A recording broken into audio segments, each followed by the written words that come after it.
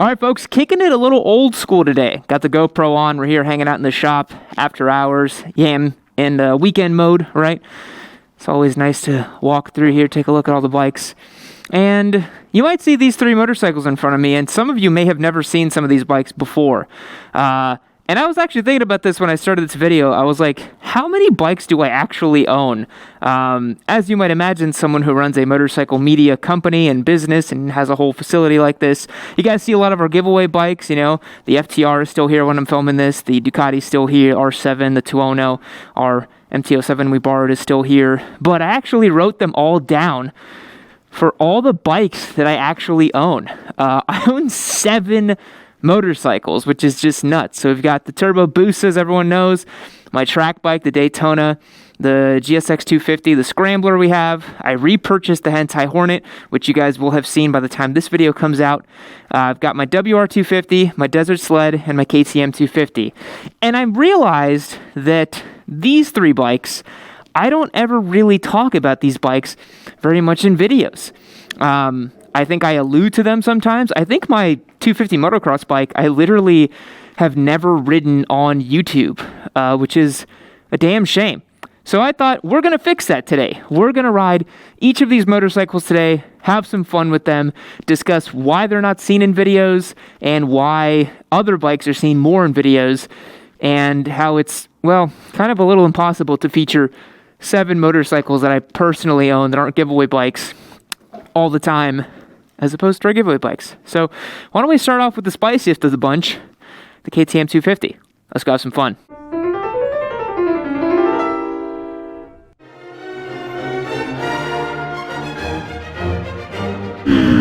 Oh man, I love this 250. So why don't I feature this bike more on the channel? Well, it's tough because it doesn't seem like people on the channel really care about motocross.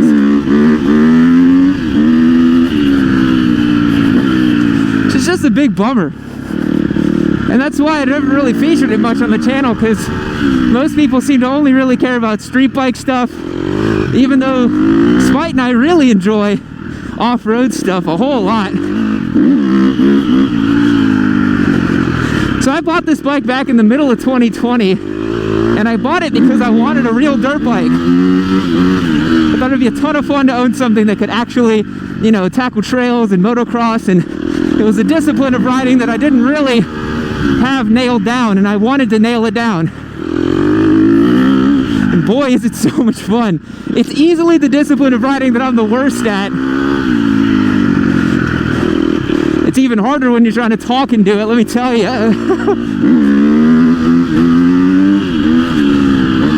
My favorite thing about this bike is how easily it wheelies. Oh my god, it's so much fun. But yeah, since I bought it, I've probably put about 35 hours on it of kind of motocross stuff.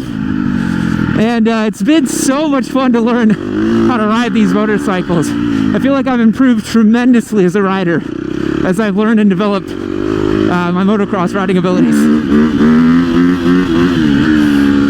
Just on that alone, there's no way I could have wheelied like that even 2 years ago. But it's a delicate balancing act, because as much as I'd love to talk about this bike and feature it, you know, if we're just doing primarily street bike stuff, there's really no way to do it. This is also a bike that, as you guys can tell, if I stand over it, doesn't have headlights, no indicators, no plates. The exhaust system obviously isn't compliant, not that I care about that much, owning a Turbo Hayabusa myself. It's, you know, it's a motocross bike, so in order to make content with it, we'd have to go to a motocross track or a facility, and sometimes that's just not feasible. Especially since we're not a motocross channel, you know? I'm just a guy who likes to dick around with dirt bikes at this point. Just makes it a ton of fun.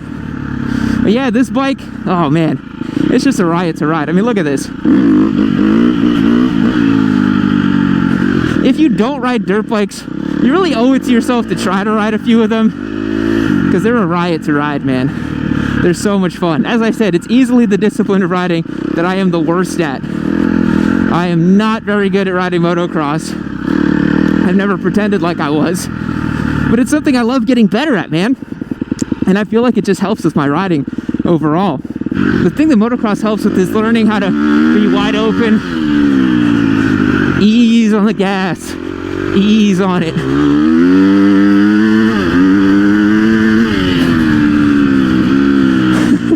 There's no jumps here in this little pit, unfortunately, because that's one of my favorite parts about riding. Woo! It's just such an adrenaline rush. Oh, man. Yeah, but it's like, it's really just for me, you know? Who wants to see this stuff on the channel? It's hard to say who would be interested in motocross stuff on the channel when it's mostly a bunch of street squids and entry-level riders who are starting on the street. Now, what do you guys say we move on to the WR250? What's going on with that bike? Let's go find out.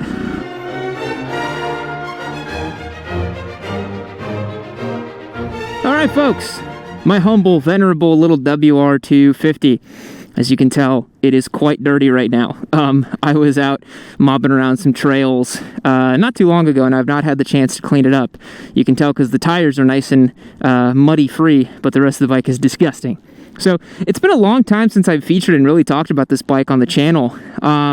It's been through quite a few mods. I put on a new skid plate on it, put these new handguards on it, new clutch lever, new brake lever, the indicators, cleaned that up a little bit, got rid of those floppy Yamaha things, put on the TST tail tidy right there, nice and stealth. It's got the integrated turn signals, which is great. This bike is such a breeze to work on, dude. Like, old school dual sports like this are like the easiest motorcycles ever to work on. I added the Pro Taper handlebar, obviously, kind of made that a little bit better. And the best mod I did to this bike was this seat concept seat. You can actually ride this thing all day long now and not feel like your butt's gonna fall off. So let's mob around with it a little bit, shall we? We're having fun today on the personal bikes. I got a buddy of mine who on Instagram always clowns me for my love of the WR. He says that it's a bad dirt bike, says that it's a bad street bike, says that it shouldn't exist. Well, to him I say, I think you're completely wrong. I think the reason the WR exists is because it's a bad dirt bike, and because it's a bad street bike, because you can basically take it anywhere you want, you know? That's the fun of it. We don't have much trails and kind of off-road areas here in Austin. There's a secret spot outside of Austin that a lot of us go to that I won't mention because I don't want it to blow up, but if you know, you know. And, you know, it's still a lot of fun. Like, stuff like this little twin track along this power line here is alright. It's pretty decent. It's quite short, though. You guys will see it ends pretty soon after this little section here. But it's still fun enough to get out there. And one of the best things about the WR is that you can basically take it anywhere. Like, yes, for like a dedicated enduro bike, it's super heavy, right? It weighs almost 300 pounds, like 286, I think, last time I checked. And, you know, for a street bike, obviously it's got a 250. It's pretty anemic. It's not really the best thing in the world. But if you're riding a dual sport and expecting a lot of performance, I mean, that's kind of silly, right? Like, they're meant to be the kind of burros of the motorcycling world. This thing's basically just an overgrown farm bike, you know. It's got like proper dirt bike suspension on it, but you know, it's still kind of a lazy lumbering farm bike type of thing, which I don't know, I really quite like. Makes it a lot of fun. I mean, look at this, it just kind of goes over these bumps, no problem. And yeah, like on the channel, stuff like this I feel like is just difficult to talk about and show, because I feel like the audience doesn't really particularly care or understand about stuff like this, you know? This is kind of weird territory for a lot of people, especially if you're only into street bikes. You might think dirt bikes look silly and weird, and you wouldn't really want to be into them, you know? But that's why we haven't really featured much of the WR. But if you guys are interested, we are definitely doing more dual sport giveaways next year, because kind of had it doing the small bore, you know, little parallel twin beginner bikes. I want to get like a little KLX 300 or a CRF 250 or something like that. I think that'd be a lot of fun.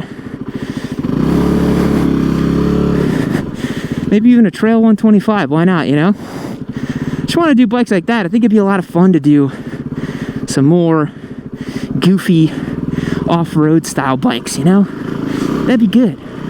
That's the good stuff. Check this out. First gear, this bike climbs anything. You ready? Gotta smash this branch here on the way up. Come on, little burro.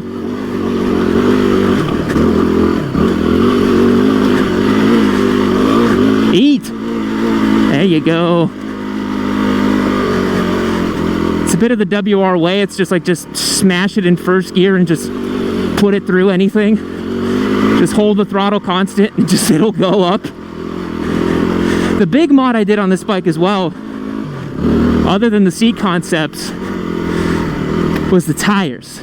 I got Dunlop D606s on this bad boy, and I really like these tires.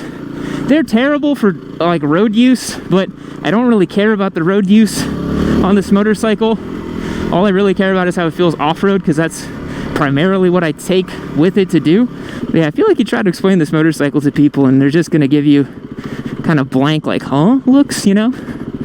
Doesn't really make sense to most people. Because they're like, well, is it a dirt bike? Well, you know,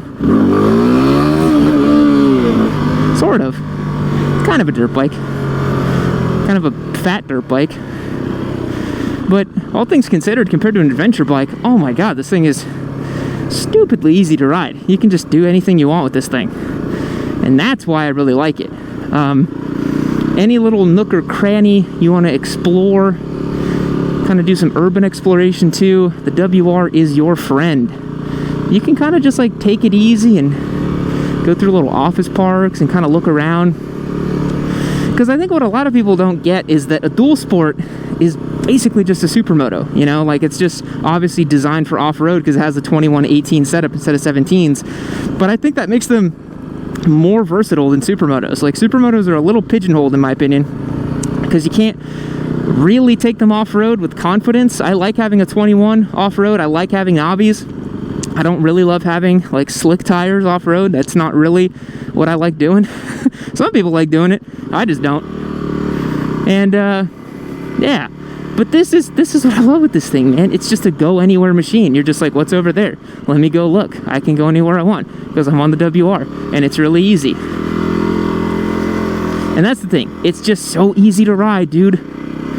It's really intuitive, really simple to ride. You can just take it anywhere you want to go.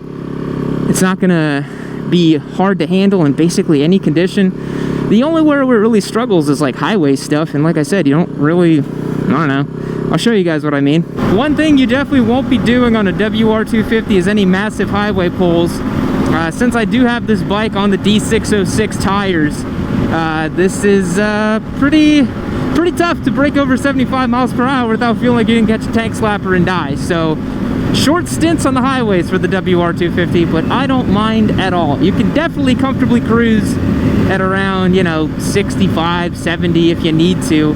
Besides, all the fun on this bike isn't even on the highway. It's on trails and little back roads and stuff like that, and bopping around inner cities. That's where the fun of the WR comes in, that's for sure. So yeah, overall, I'm having a ton of fun with the WR, man. This is a fantastic bike. It's definitely one of my favorites in my stable, and I'm definitely not getting rid of it for any time, for any reason. I really think that I want to take it on a trip to Colorado in the summer. I want to go out there with my girlfriend, maybe do like 3 or 4 weeks out in Colorado, explore the trails, have some fun, enjoy the motorcycle, and yeah, let's go check out what's going on with the Desert Sled, shall we?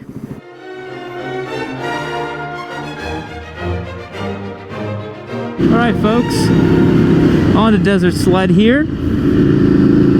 Trying to not get destroyed by traffic. Got some people doing some silly stuff up here. And a lot of people say that this is the best or most handsome bike that I own, and that's not a high bar to clear. Most of the motorcycles that I own are wretched piles of crap. Like my race bike, or former race bike rather, my Turbo Busa, the Gixxer 250, the Hentai Hornet. The WR's turned into a bit of a crap bike. It feels like, I think 5 out of the 7 bikes that I own are crap bikes, and so this thing, I've always kept it pretty pristine, even though I've been this thing so many times off-road. I think if someone were to go back and count, I mean, I can't even go back and count because there's tons that I never showed on camera. But if you were to go back, I bet you I've dropped this motorcycle at least 40 times. Because somehow when I bought it in 2019, in June or July of 2019, it's been 2.5 years that I've owned this bike. Somehow I thought it'd be a good idea to learn how to ride off-road on a $12,000 Ducati. Go figure. That's not the wisest idea, is it? But in terms of like mods and other stuff I've done to this thing, honestly, it's been super basic maintenance for the better part of a year now. I recently did the chain and sprockets. I say recently, that was like earlier this year. So that was like 11 months ago. What is time anyways, really, right? Oil changes. I had the Desmos done at Ducati Austin. That sucked. That was a big bill. That was no fun. But it's the Ducati lifestyle, so what are you going to do? And still, to this day, this is one of my favorite motorcycles ever. It's such a blast to ride. You know, you temper your expectations with what it can do off-road, and you end up with a motorcycle that's just so much fun to ride. This motor, big air-cooled 2-valve Ducati L-twin, V-twin. So much fun, dude. So much fun to ride. But, you know, with the litany of motorcycles we have coming through the shop, it's hard to make videos with this thing, man. It's hard to whip it out for videos or do something with it because, again, so many of the bikes we do are, you know, sport standard, sport naked, fully fared, sport bike, that sort of thing. Cruisers even, we've done in the past a little bit. It's, you know, it can be a little boring to keep bringing back the old same bike over and over again and being like, hey, check it out, it's the Desert Sled versus this, it's the Desert Sled versus that. It's fun to compare two different types of motorcycles to each other and keep things fresh on the channel. Yeah, I mean, that's what I've tried to do these years, these past 3 years or so, is I don't really want to be seen as one of the thing that makes me cringe the most, I'm not gonna lie, the thing that makes me cringe the most is when people refer to me as a vlogger or a moto vlogger, because that to me says it's someone that goes day in and day out, jumps on their personal bike, blabs on about their day. We don't really do that at Yamanoob, do we? We make kind of these dedicated uploads that talks about either motorcycle culture, motorcycle safety, educating riders. We talk about our giveaway bikes, certain models of motorcycles, comparing different styles of bikes. It bums me out to be called a moto vlogger because I really don't think that is even close to what we do. Ooh, that's a good sound.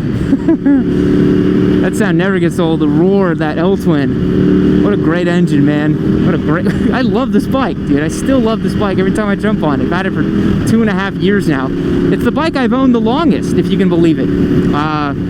Every other bike I've owned personally, I've either sold or unfortunately crashed or something like that. But it seems like these last 5 years or so, I've been able to hold on to bikes a little bit better, which has been great.